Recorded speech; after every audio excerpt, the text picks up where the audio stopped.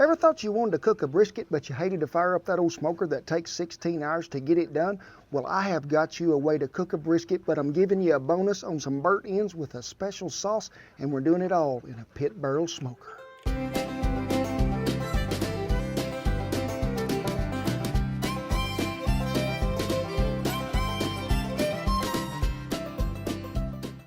Hey, thank y'all for stopping by the barn and welcome to another brand new episode of Cooking with Who? Cowboy Kent Rollins. Yeah, you got him live and in color coming to you right now.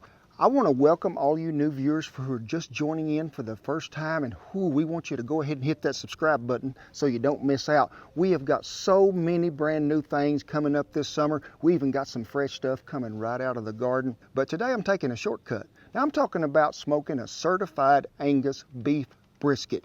Now y'all have seen me drag out that old fire-breathing dragon that I have out there. Weighs a bunch. You have to go cut firewood. Takes 14, 15 hours to get it just right. I ain't got that long, and the beef don't want to wait that long neither. So today we're breaking out our pit barrel smoker to see how this thing performs and get this. Before we go any further, I think y'all should know this is not a paid video, nor is it a sponsored video. But I have been to a lot of barbecue cook-offs, and I've seen these little barrels standing out there and smoke coming out of them. So I got to asking these people that was using them, hey, what do you think about this deal? They had rave reviews. So I reached out to the pit barrel people and asked them, could you send me one of these little barrels? I'd like to try it. So let's see what happens. Let's go back to regular programming. Yeah, bonus today with this brisket, I'm talking about some burnt ends on the grill afterwards with a special sauce that goes in there. Now, a lot of folks, they be using charcoal briquettes in this little feller behind me, but not me. You know the Cowboy ain't going to use that stuff. We're going to use a hardwood lump. This hardwood lump or real wood is going to give you better flavor, more heat, and last longer. And plus, it is all natural. But I tell you, we have a very special culinary guest that dropped by today. What is his name? Hey, can you look at the camera? There we go.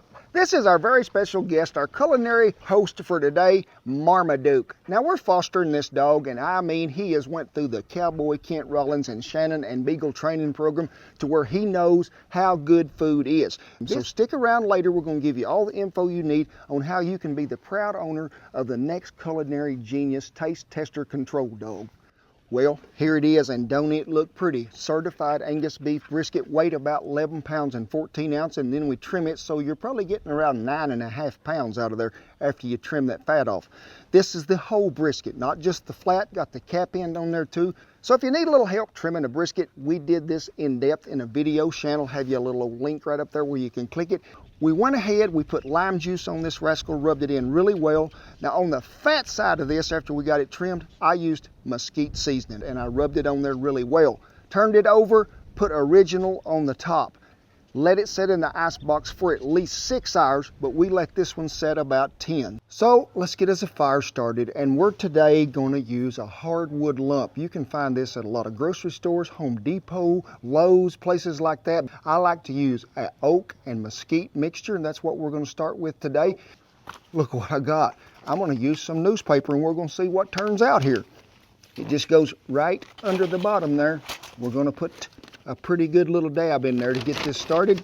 Y'all ever watch that old show, Paladin? Some of you will relate to it. Have gun will travel, have striker.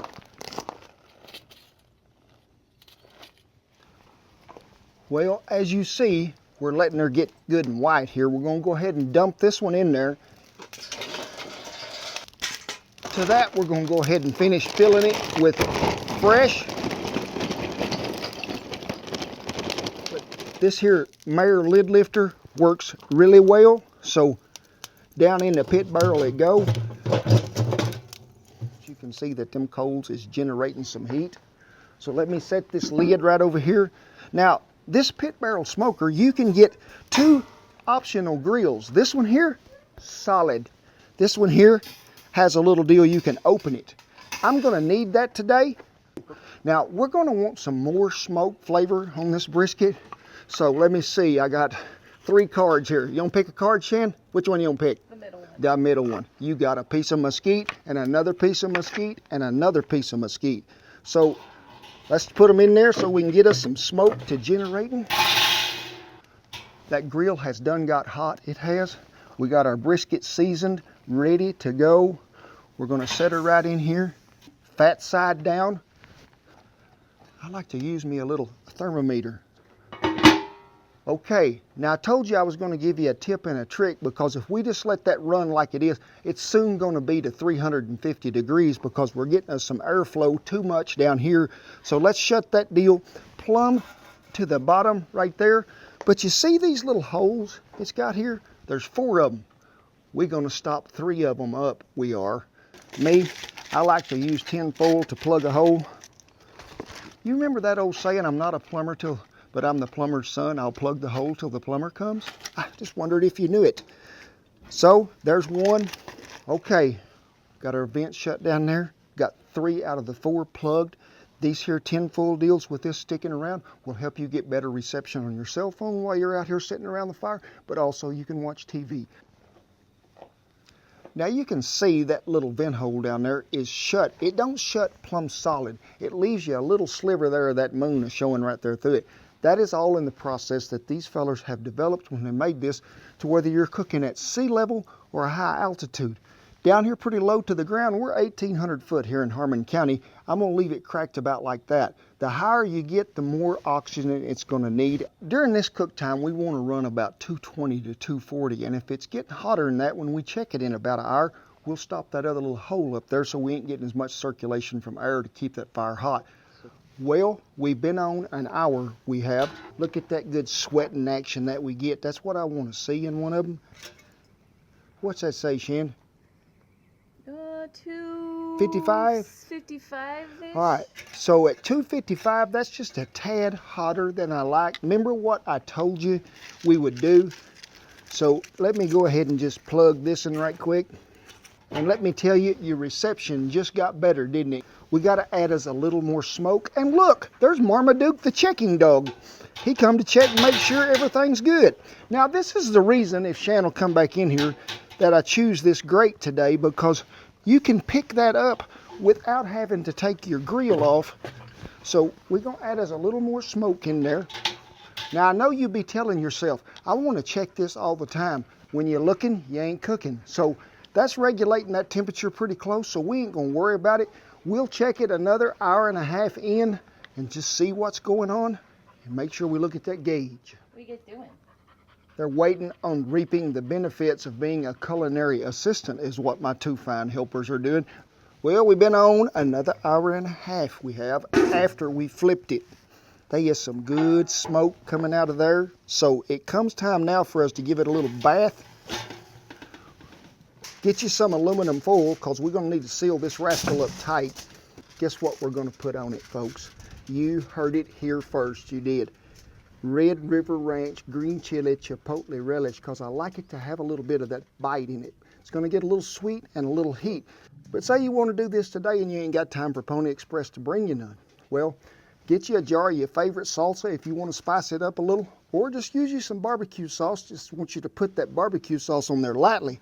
Now the relish, I just like to spoon over the top of it. So you can see we got some really good color out of this little pit barrel smoker in about 2.5 hours. So let's flip him over. Because the next 3 hours, we're just going for a little more flavor, but a whole lot more tenderness. See, my help is hard at work as they wait, they are. But if you want to do this and you don't want to put the relish on there, it does need a little moisture. At this time, if you want to use some cherry juice, apple juice, peach juice, spray it on there. Looky there, the right amount. Just like wrapping up a present. I want it sealed good and tight everywhere. Now for this last 3 hours of cooking, we're going to take our antennas out. We're going to add a little more hardwood lump. Probably about a half a canister. This is not lit. This is not ready. I just want to put it in there. It'll catch a hold, keep a slow burn going. Laying right dead center. Lid goes on. The lid's on. All these little holes is empty. This is right here where it needs to be. So I don't know what time it is. But the Beagle says in 3 hours it's going to be done. So don't run off yet because we ain't through. Remember that bonus of them little burnt ends we're going to put on there with that special sauce. Don't quit me now. We're going to try to run this still about 220 to 240 along in there, and you can achieve this factor by this little thing right there. You're just cooking at a lot of altitude, above 5,600 to 6,000 foot. I'd open that rascal plumb up. We're about 1,800, so we're just going to let her flop down there where it needs to be. That's how we're sort of regulating some heat in there.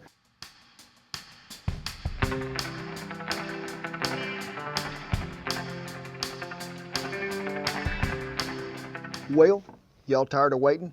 If we'd have had that old dragon breath smoker, we'd still be waiting, but we've been on 5.5 hours. But right now I need to add some more coal to the fire so I can get them ends to be getting a good crystallizing. Now if I could just get this little fella, look, did you see how that sliced?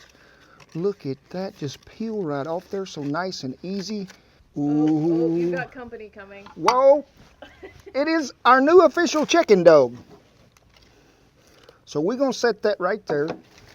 Go ahead and wrap this back up because it can sit here and rest. It ain't gonna hurt a thing. Now, a lot of the burnt ends are traditionally, they just this burnt part that you peel off the corners of all the brisket. Me, sometimes there ain't enough of that to go around, so I just like to chunk them up here, and you just put them in bite-sized pieces, whatever you want.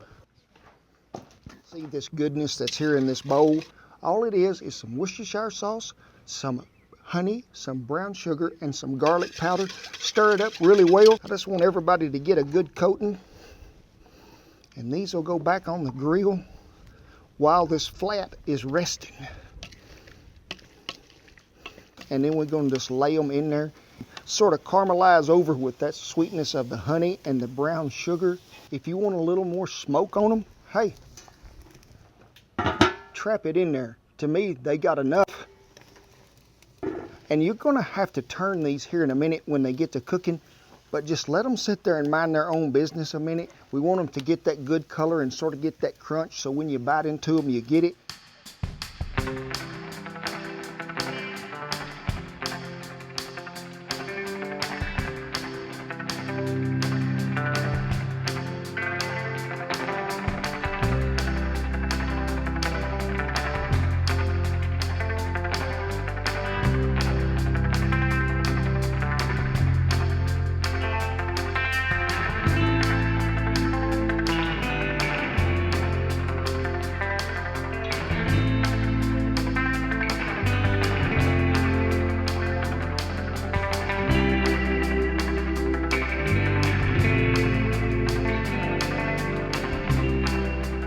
About 15 minutes time you rolled them around there after we got the fire going back again where it was good and scalding hot, but they got a lot of great color to them, and the cap into that brisket has got more of a stringy texture to it, but it's also got a little higher fat content right there, and that's what makes these things so good to me. We're going to slice always against the grain when you have a coarse meat like this, so let's just start right here and see what happens.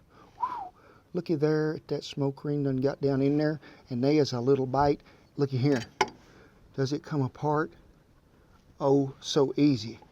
So let's take one of these little briskets, and folks, this is just like I'd have cooked it in the Iron Dragon for 14 hours, and we went 5.5, so